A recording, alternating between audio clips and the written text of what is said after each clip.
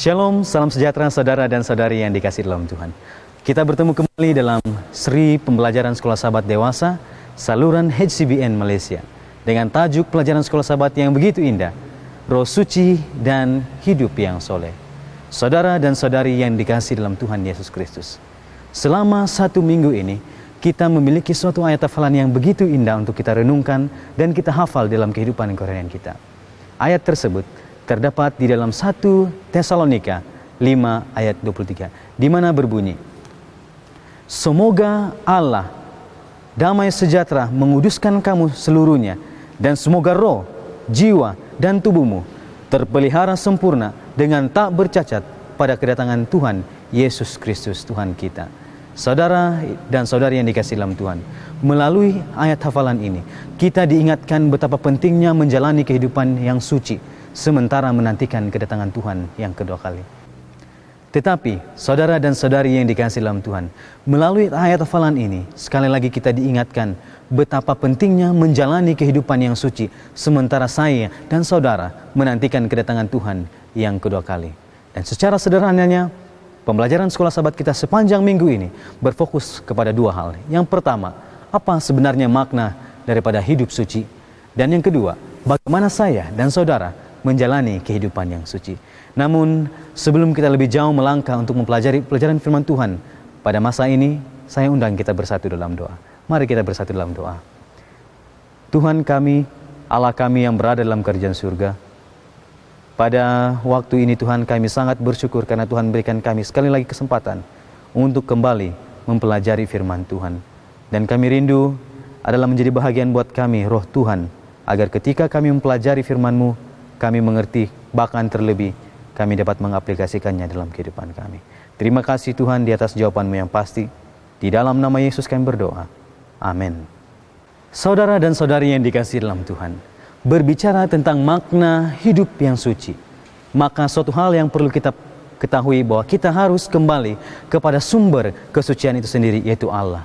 Karena dari Dialah yang berasal kesucian, dan Dia adalah suci. Tetapi apakah sebenarnya yang dimaksudkan dengan kekudusan ataupun kesucian Allah? Saudara dan saudari yang dikasihi dalam Tuhan Yesus Kristus, untuk memahaminya apa sebenarnya yang dimaksudkan dengan kekudusan Allah, maka saya ingin membawa kita kembali kepada bahasa asli, yaitu khususnya dalam bahasa Ibrani.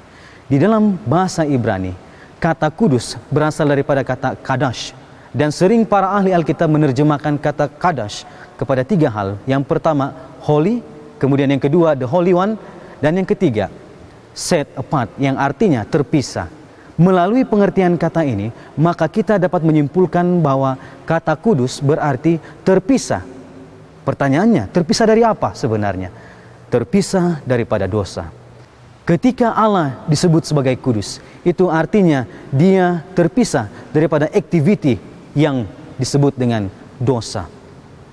Dengan kata lain, kesemua sifat Allah, kesemua apa yang Allah lakukan di dalam kehidupannya menggambarkan kesempurnaan, menggambarkan kekudusan.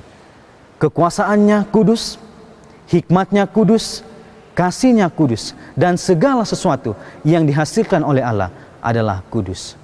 Namun, saudara yang dikasihi dalam Tuhan, kekudusan Allah itu bukan berarti saya dan saudara tidak boleh mendekatinya. Karena di dalam firman Tuhan menjelaskan kepada saya dan saudara begitu banyak contoh yang menjelaskan bahwa Allah rindu untuk menyampaikan dirinya. Allah rindu agar kekudusannya boleh diperhatikan oleh manusia. Salah satu contoh yang jelas yang boleh kita temukan dalam firman Tuhan, kisah di mana Musa bertemu dengan Allah. Allah rindu untuk menyatakan dirinya kepada manusia. Tetapi disebabkan kekudusan Allah, maka dosa yang berada dalam diri saya dan saudara membuatkan kita terpisah untuk boleh berkomunikasi dengan Dia. Kisah yang lebih nyata lagi, bagaimana Allah begitu rindu untuk menyampaikan kekudusannya kepada manusia. Bagaimana Allah rindu untuk berkomunikasi dengan manusia. Jelas dapat kita perhatikan di dalam kehidupan Sang Juru Selamat kita, yaitu Yesus Kristus. Karena Allah begitu rindu untuk berkomunikasi dengan manusia, Dia menjadikan dirinya, melakukan penjelmaan menjadi manusia, agar kekudusannya dibaluti dengan manusia, supaya manusia yang melihatnya tidak hangus. Sungguh, melalui pemahaman tersebut saudara, kita mendapatkan suatu pengertian bahwa kekudusan Allah itu bukanlah hal yang untuk kita takuti, Tetapi kekudusan Allah itu membuatkan kita sadar betapa Dia mengasihi saya dan Dia mengasihi saudara dan saudari. Namun, suatu pertanyaan yang perlu kita pertanyakan lagi. Kita sudah mengerti kekudusan Allah itu seperti apa. Tetapi bagaimana dengan kekudusan saya dan manusia? Namun, bagaimana dengan kekudusan saudara dan saya? Untuk memahaminya, kita harus melihat standar ataupun prinsip dasar daripada kesucian tersebut. Dan untuk menjelaskan prinsip dasar daripada kesucian, ada beberapa hal yang akan kita perhatikan bersama-sama. Pertama, sifat dasar kesucian itu adalah pemberian daripada Allah.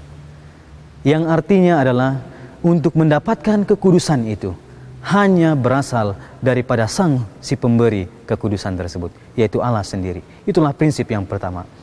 Prinsip dasar yang kedua daripada kekudusan itu adalah perintah daripada Allah. Firman Tuhan di dalam 1 Petrus 1 ayat 5 jelas mengatakan, jika saudara memiliki Alkitab pada saat ini, mari kita buka bersama-sama dalam 1 Petrus pasal 1 ayat yang ke-15. Firman Tuhan mengatakan, tetapi hendaklah kamu menjadi kudus di dalam seluruh hidupmu, sama seperti Dia yang kudus, yang telah memanggil kamu. Melalui ayat ini, kita mendapati bahwa Tuhan merindukan, bahkan Tuhan menginginkan saya dan saudara menjalani kehidupan yang kudus. Itulah sifat dasar kekudusan yang kedua. Sifat dasar ataupun ciri dasar yang ketiga daripada kekudusan itu ataupun kesucian itu adalah kesucian itu nyata di dalam kehidupan kita melalui buah-buah roh yang kita nyatakan dalam kehidupan ini. Galatia 5 ayat 22 menjelaskan, buah-buah roh itu adalah kasih, sukacita, damai sejahtera, pengendalian diri dan sebagainya. Dan dengan kata lain, buah-buah roh ataupun sifat dasar daripada kesucian itu karakter seseorang. Dan yang terakhir, yang keempat, kekudusan adalah kualiti moral dan juga kehidupan sesungguhnya daripada seseorang itu. Dengan kata lain, seseorang yang hidup benar dan murni di hadapan Allah. Itulah ciri ataupun sifat dasar yang keempat daripada kekudusan tersebut. Tetapi yang mungkin kita perlu pertanyakan dalam kehidupan kita adalah, kenapa saya harus jadi kudus? Kita sudah mengetahui Allah itu kudus. Dan kita melihat bagaimana ciri-ciri ataupun sifat dasar daripada kekudusan itu. Sekarang kita perlu pertanyakan, bagaimana dan kenapa saya harus kudus? Apakah saya mau kudus untuk saya menyelamatkan diri saya, agar saya boleh masuk ke dalam surga? Jika kita memiliki prinsip pemahaman sedemikian rupa, maka didapati bahwa kita adalah salah. Karena kita selamat, bukan karena kita punya usaha untuk mendapatkan keselamatan. Tetapi saya selamat hanya berdasarkan iman. Jadi kalau saya selamat hanya berdasarkan iman, kenapa saya perlu menjadi kudus? Untuk menjawabnya, kita perlu melihat lebih dalam lagi akan teologi daripada keselamatan. Teologi daripada keselamatan itu terbagi kepada 3 poin penting. Yang pertama, justification by faith. Yang artinya saya diselamatkan hanya melalui iman. Hanya ketika saya percaya Yesus Kristus, maka saya mendapatkan keselamatan itu. Bukan karena usaha saya mau menjadi kudus, maka saya mendapatkan keselamatan. Yang kedua, saudara, sanctification by faith. Artinya saya dikuduskan melalui iman. Dalam proses pembelajaran sekolah sahabat kita, khususnya pada minggu ini, kita berfokus kepada tahap yang kedua, yaitu dikuduskan melalui iman. Dengan kata lain, ketika saya sudah diselamatkan, untuk mempertahankan keselamatan itu, maka saya harus melewati yang namanya proses sanctification by faith, dikuduskan melalui iman. Jadi dengan kata lain, saya mau hidup kudus, bukan karena saya mau selamat, tapi saya mau hidup kudus, karena saya mau mempertahankan keselamatan yang telah Tuhan berikan kepada saya. Dan yang terakhir, dalam pemahaman teologi keselamatan, glorification by faith, dimenangkan melalui iman. Dan hal tersebut saudara dan saya terima ketika Yesus datang yang kedua kali ke dunia ini. Dan lebih jelas lagi, saudara yang dikasihi dalam Tuhan, berbicara tentang pengudusan ataupun sanctification by faith, Rasul Paulus dalam suratnya kepada jemaat Filipi, khususnya di pasal yang ketiga menjelaskan. Filipi pasal 3 ayat yang ke-13 menjelaskan, saudara-saudara, aku sendiri tidak menganggap bahwa aku telah menangkapnya, tetapi ini yang kulakukan, aku melupakan apa yang telah ada di belakangku dan mengarahkan diriku kepada apa yang ada di hadapanku. Saudara yang saya kasih dalam Tuhan, kehidupan seorang yang kudus itu bukan berarti dia tidak melakukan dosa, bukan berarti dia tidak jatuh di dalam dosa.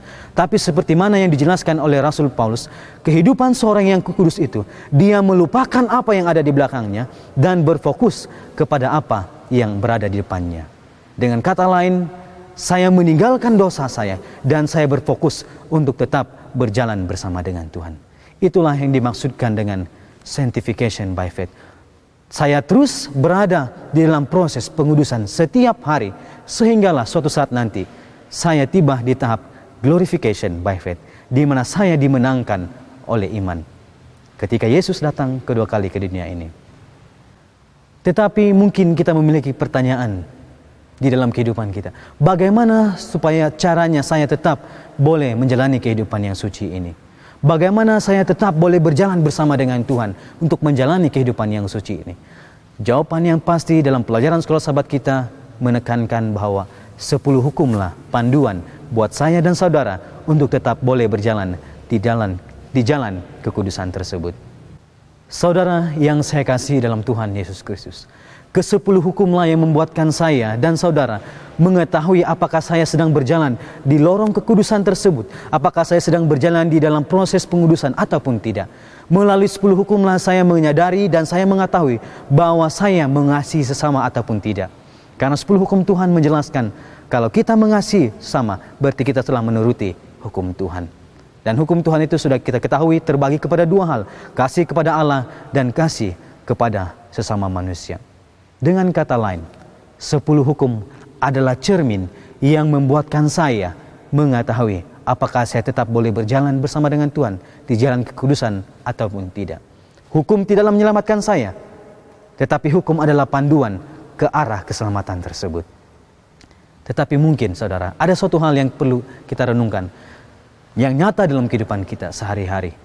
Sering mungkin kita memikirkan ini, saya sudah berusaha sebaik mungkin untuk tetap hidup kudus, berjalan bersama dengan Tuhan.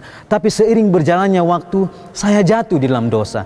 Saya kadangkala sudah berusaha, saya sudah bertekad untuk tetap berjalan bersama dengan Tuhan, saya jatuh kembali di dalam dosa. Apa yang harus saya lakukan? Bagaimana saya tetap boleh berjalan bersama dengan Tuhan? Suatu jawaban yang pasti yang ingin saya berikan di dalam pelajaran sekolah sahabat ini adalah berikan waktumu lebih banyak kepada Tuhan. Dan salah satu contoh yang begitu indah yang boleh kita dapatkan dalam Alkitab dinyatakan di dalam kehidupan Sang Juru Selamat kita Yesus Kristus. Dan kita boleh lihatnya di dalam Markus pasal 1 ayat yang ke-35. Jika saudara memiliki Alkitab pada saat ini, mari kita buka bersama-sama Markus pasal 1 ayat yang ke-35. Menuliskan, pagi-pagi benar, waktu hari masih gelap, ia bangun dan pergi keluar, ia pergi ke tempat yang sunyi dan berdoa di sana. Saudara yang saya kasih dalam Tuhan, inilah yang dilakukan oleh Sang Juru Selamat kita pada waktu dia sedang sibuk melayani di dunia ini. Kalau kita baca perikop sebelumnya, maka kita mendapati bahwa Yesus begitu sibuk.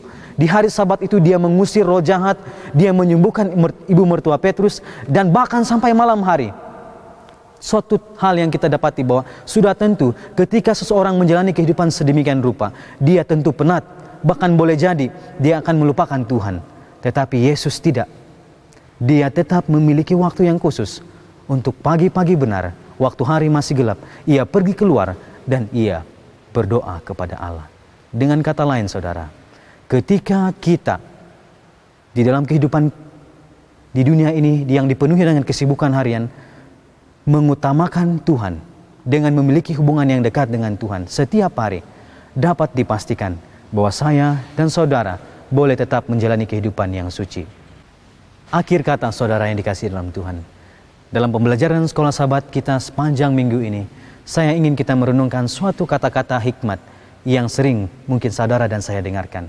Kata-kata itu tersebut berbunyi sedemikian rupa, apa yang sering kita pikirkan, itu akan kita buat, dan apa yang sering kita buat akan menjadi kebiasaan saya dan saudara, dan apa yang menjadi kebiasaan saya dan juga saudara, itulah yang menjadi tabiat, dan tabiat tersebut menentukan akhir hidup seseorang. Saudara yang dikasihi dalam Tuhan, biarlah kiranya supaya saya dan saudara tetap boleh berjalan hidup kudus di hadapan Tuhan, mari kita biasakan pemikiran kita untuk memikirkan hal yang baik, memikirkan hal yang di atas. Dan mari kita membiasakan perbuatan yang keluar dalam kehidupan kita, perbuatan yang menjadi berkat kepada sesama manusia. Dan mari kita membina suatu karakter, sifat dalam hidup kita yang memuliakan Tuhan. Dan ketika kita memiliki hal sedemikian rupa, dapat dipastikan bahwa tujuan kehidupan akhir kita adalah bertemu dengan Sang Juru Selamat. Adalah menjadi kerinduan terbesar saya, dan pada saat ini melalui pembelajaran Sekolah Sabat ini kita kembali diberkati dengan berkat Tuhan yang begitu limpah untuk tetap setia berjalan bersama dengan Tuhan sampai saya dan saudara kedapatan tidak bercela pada waktu Yesus datang yang kedua kali. Sebelum kita mengakhirinya, saya rindu untuk kita sekali lagi bersatu di dalam doa. Kita bersatu dalam doa. Tuhan Yesus yang baik, kami telah selesai mempelajari pelajaran Sekolah Sabat pada minggu ini. Dan melalui pembelajaran Sekolah Sabat ini kami begitu diberkati dan kami diingatkan betapa pentingnya kami sebagai umat-umat Tuhan yang tinggal di dunia yang penuh dengan pencobaan ini menjalani kehidupan yang kudus di hadapan Tuhan. Dan kami dapat jawaban yang pasti ketika kami tetap berjalan bersama dengan Tuhan. Ketika prioriti kehidupan kami tetap mendahului Tuhan, maka kami kedapatan hidup kudus di hadapan Tuhan.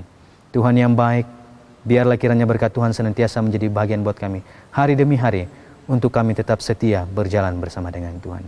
Agar kami kedapatan setia ketika Tuhan datang kedua kali ke dunia ini. Terima kasih Tuhan di atas tuntunanmu yang pasti. Di dalam nama Yesus kami berdoa. Amin. Tuhan memberkati kita semua.